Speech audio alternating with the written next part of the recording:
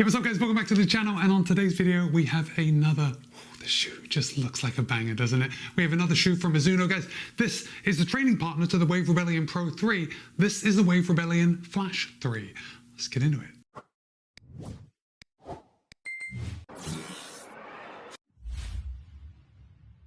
Alright, thanks for staying through that intro. Now, first of all, I just want you to appreciate how this shoe looks. I think MIZUNO really nails their styling. And ultimately, I think it's because their logo is just very cool.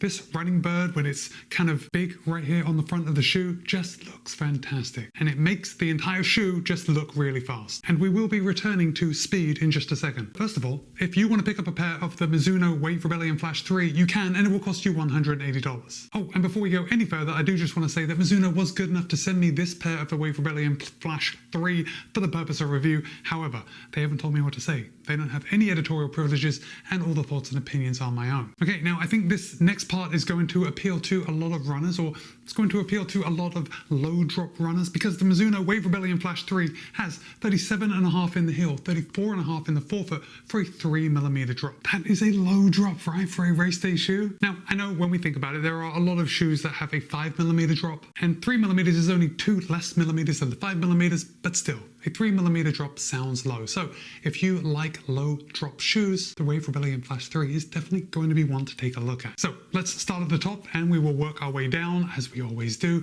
Look at this. We have hardly any padding. This has enough padding, but just they haven't gone over the top. It's also not just like super thin and one piece of material the way some race day shoes are. So we are going to have comfort around this heel collar when you step in, but they're saving a lot of weight by kind of whittling it down to just the bare minimum. The heel counter is nice and rigid. I don't think anyone's going to have any heel slip in this shoe, but if you did, we do have that extra lace hole right here. You can do the lace lock method. But yeah, I had a good lockdown. I didn't experience any heel slip. The laces work just fine. However, they are just a little long. I did find that I had to double lock and then pull them enough so they weren't going to be touching the ground. And they are long enough that that is a concern. Like I had to pay attention each time I tie them, but it's a small consideration, and by making sure that they were just even on both sides, they didn't touch the ground, I didn't trip over them, I mean, it wasn't really an issue. It's just longer than normal. MIZUNO is using a engineered mesh upper. Again, I really like how it looks. It looks quite solid when you get a close look at it, and it doesn't look like it's going to be very breathable, but it certainly was. It's quite a thin material, although it's quite rigid. You can see it's kind of holding its shape quite well. Now, MIZUNO does have bands, one coming up here on the medial side, on the inside. You can't see it from the outside, so don't strain your eyes looking. Coming up here and then again on the medial side, and that is just to provide a better lockdown when you cinch down those laces. So the upper is just holding your foot on top of the shoe, which I suppose is exactly what it's supposed to do, but MIZUNO has included those bands to assist with that. The Wave Rebellion Flash 3 is fairly narrow, but I did have enough room in the toe box. I think if you have a super wide foot, then I don't know, might not fit you as well as it did me, but the Flash 3 did not strike me as an overly narrow shoe. And you can see just by how close these eyelet chains are that I have had to draw it quite tight. So it's definitely going to fit a wider foot than me. MIZUNO is keeping the overlays to a minimum, obviously, to save weight. Got the big running bird here on the lateral front and the side, another running bird here on the medial side. Both are sublimated. Of course, there's an underlay just to keep that upper off your toes at the front. And then we have some reinforcement coming along the eyelet chain. The tongue is a weak point of the shoe, in my opinion. Now, MIZUNO does have a triple lace loop here on the front. If I hold that up, you can see there is a double one right here, and then there is another one just a little further down. Yeah, and I suppose that must help. And to be honest, I didn't notice the tongue by grading when I had tied it down, but the tongue is very thin. Now, I love a nice thin tongue, right? I hate it when companies overdo the tongue padding, just seems to add to the weight, and you don't need all this excess padding. However, the tongue could use just a little more structure, because right now it's just like a piece of felt. Coming down the center of the tongue, where on this pair you can see it says Wave Rebellion Flash 3, that is an overlay, and it does create a little bit of extra padding, so the laces are not biting into the top of my foot. That's not the issue with the tongue. I suppose the tongue is doing its job. My issue with the tongue is that it's fairly big, and because it's just a piece of felt, it's fairly floppy. And on the inside, on the edges of the tongue, there is like a piece of mesh, and it kind of extends the tongue down on the sides. Now, the problem arises when I stick my foot in, and the size of the tongue, because it is quite big and it's so thin, it kind of folds up and under, and then I have a double layer on top of my foot. Now, luckily enough for me, that didn't cause any hot spots, but it did cause enough of a sensation that I was able to notice it. So when I did notice it, I did have to stop and kind of stick my finger in and just kind of make sure the tongue was seated right on the top of my foot. And then once I knew that that was a possibility, I was able to just take a few extra seconds in order to make sure my foot was seated right with the tongue placed nicely flat on top of my foot. Again, this takes a little bit more of an effort, but you know, if you're anything like me, when it's time to go out for the run, I have left it to the last minute. I have to get out and take care of my run so I can come back and get on with the rest of my day. 3, 4, 5 seconds. I don't know, sometimes it just seems like a bigger deal than it really is. But still, it remains, I think the tongue is a weak point of the shoe, and I would like to see it change next year. But ultimately, it doesn't take away from what the shoe actually does, which is run fast. And a big reason of why it runs fast is the midsole foam. Now, Mizuno is using a dual density setup with a glass fiber wave plate in between. So on the top layer, we have Mizuno Energy XP. That's a supercritical TPEE foam. It is the same foam that you will find in this, the Wave Rebellion Pro 3. And this is Mizuno's top of the line race day shoe. I actually ran the Osaka Marathon in that pair right there, and it worked very well. It's a lovely, soft and responsive foam. And we have half of the foam in the Flash 3. Then we've got the glass fiber wave plate, and on the bottom we've got Energy Next, and that's a supercritical EVA foam. Now,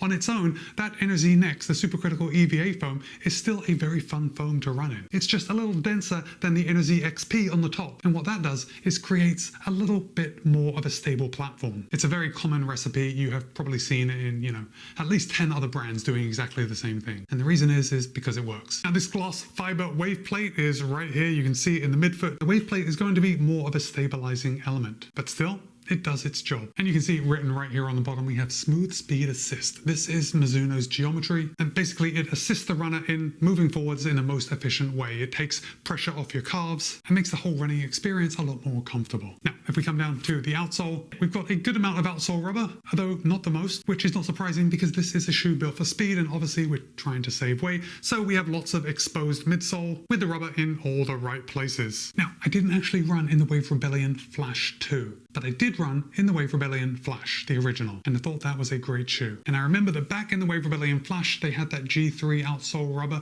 which made it quite firm when you touched down. It made like a very hard base to the shoe. Even though the shoes weren't that firm, you had a very hard outsole rubber, and it made it feel firm and kind of clickety-clackety when you were running on the ground. Mizuno has replaced that with this blown rubber, and it's a very soft experience. So no one is going to hear you coming other than, you know, the normal sound of footfalls on the road. I like this much better. If I hold this up, you can see the geometry. You can see we are kind of missing that heel area right here. And let's just come right over to the Wave Rebellion Pro 3. We can see, now this is a really good example of it. The heel just comes right back up, and you can see it is not as pronounced in the Flash 3, but it's still there. Now, this means that in order to get the most out of this shoe, you don't want to be a heel striker, okay? I am a heel striker, especially when I'm running slow. In order to get the best out of the Wave Rebellion Flash 3, you are going to want to be landing like around here, right where this plate is, somewhere in your midfoot. And when you land in this area, the shoe just comes alive. You cannot judge it by being a heel striker. So here's what I found. When I go out for my runs, I am generally going to warm up. And I'm talking about not just my normal runs, right? I'm talking about runs where I put in just a little bit of work. Maybe I'm doing a tempo, maybe I'm doing some intervals. You know, the type of work where I'm going in and I'm just running faster than easy. Even if I'm running at a faster, easy pace, you know, the type of thing that a lot of us runners like to do. We like to run a kind of a medium fast effort, which isn't really fast, but isn't really easy. Yeah, the Flash 3 is going to excel at those kind of runs. But as I was saying, before I do these efforts, so the tempo runs, the intervals, I like to go out and I like to warm up for a couple of miles. Then at the end of those workouts, I will cool down. For me, running in the Wave Rebellion Flash 3 was not very pleasant when I first put these shoes on and I went out and, you know, my body's all stiff. You know, I've kind of done a little bit of active stretching. I've done some leg swings, some lunges, some squats. And then I start running. Until my body actually warms up from running and I start getting into some of those higher paces, the Wave Rebellion Flash 3 really just aren't working for me. They don't really seem smooth, which seems unfortunate at the time, but upon thinking about it, it's really not. Because guys, this is a super trainer. This is the training partner to the Wave Rebellion Pro 3. This is the shoe that Mizuno wants you to take out and knock out those faster efforts. This is not an easy day shoe. This is a speed day shoe. And once you start to unlock a little bit of speed, so those tempo runs, those intervals, the Flash 3 really comes alive. Remember, we've got this Energy XP, we've got this Energy Next in the bottom. The Flash 3 is a very bouncy and very responsive shoe. You just have to kind of unlock that speed. And when you do, you're going to be rewarded. Now, I say you're going to be rewarded, the shoe is definitely dependent on how you foot strike. So for me, when I'm running easy and I'm kind of just lazy in the beginning of a run, I'm definitely striking my heel and then rolling forward. But then as I start to pick up the pace, my foot strike moves a little bit further forward. And it might just be slightly further forward, but it's enough to be noticeable when I'm running in these shoes. And when you do pick up the pace, so for me, I'm talking about maybe from a 7:30 minute a mile down to like 6:45 minutes a mile, the shoe just feels amazing and it wants to throw me forward. And it's exactly the type of feeling that I want out of a speed day shoe, right? So with that, I think Mizuno has checked the box for this type of shoe. The only thing I can say that is negative for me is that I can't really warm up in it and be comfortable. Now look, I guess my other option is to warm up in a different shoe, right? I could easily take out the Wave Rider, warm up for a couple of miles, come home, change into these shoes, then go do a workout, then come home, change back into the Wave Rider and do my cool down. But who's got time for that? I certainly don't have time for that. So I will be warming up and cooling down in the Flash 3. And it's not terrible. It's just not as good as when you're running fast. So as I said, Mizuno has met the criteria for this shoe.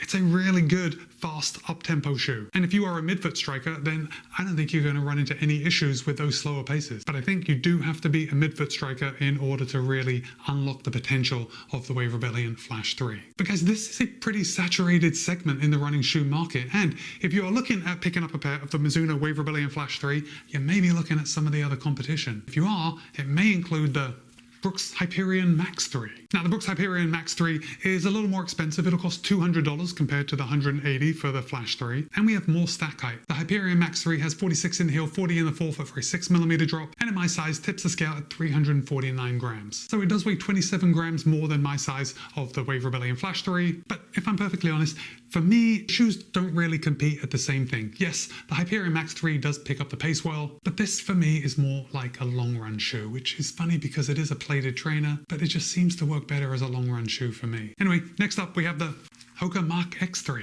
Now, the Hoka Mach X3 will cost $190, so it's $10 more than the Flash 3. We have 44 in the heel, 39 in the forefoot for a 5mm drop, and in my size it'll tip the scale at 313 grams. So the Mach X3 weighs just 9 grams less than my size in the Wave Rebellion Flash 3. And this is actually a good comparable, right? Hoka did some good things this year with their redo of the Mach X2 coming out with the Mach X3, they fixed some of those shortcomings. And this shoe picks up the pace very well, and I'd say it's a little more comfortable at slower paces. And finally, I think we should also look at the Nike Zoom Fly 6. The Zoom Fly 6 will cost $180, so the same price as the Wave Rebellion Flash 3. We have 42 in the heel, 34 in the forefoot for an 8mm drop, and in my size tips the scale at 312 grams, so it weighs 10 grams less than the Wave Rebellion Flash 3. And for me at least, the Zoom Fly 6 is just a great all-rounder of a shoe. I can run just as easily in this as I can picking up the pace. But if I had to pick a shoe of those shoes I wanted to take out on race day, I am going with the Flash 3. And I'm not sure if it's a stroke of genius for Mizuno or an error making a training shoe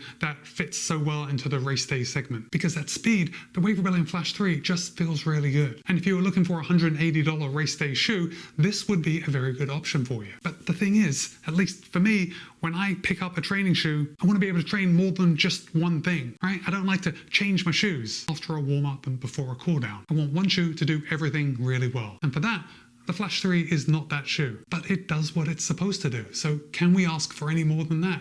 I don't know. But guys, now I want to hear from you. Have you thought about picking up a pair of the Mizuno Wave Rebellion Flash 3? Did you run in the Wave Rebellion Flash 2 or the original Wave Rebellion Flash? Definitely drop a comment and let me know. But for now, it's Matt B. This has been my review of Mizuno's Wave Rebellion Flash 3. Be kind, be happy, run well. See you in a couple of days.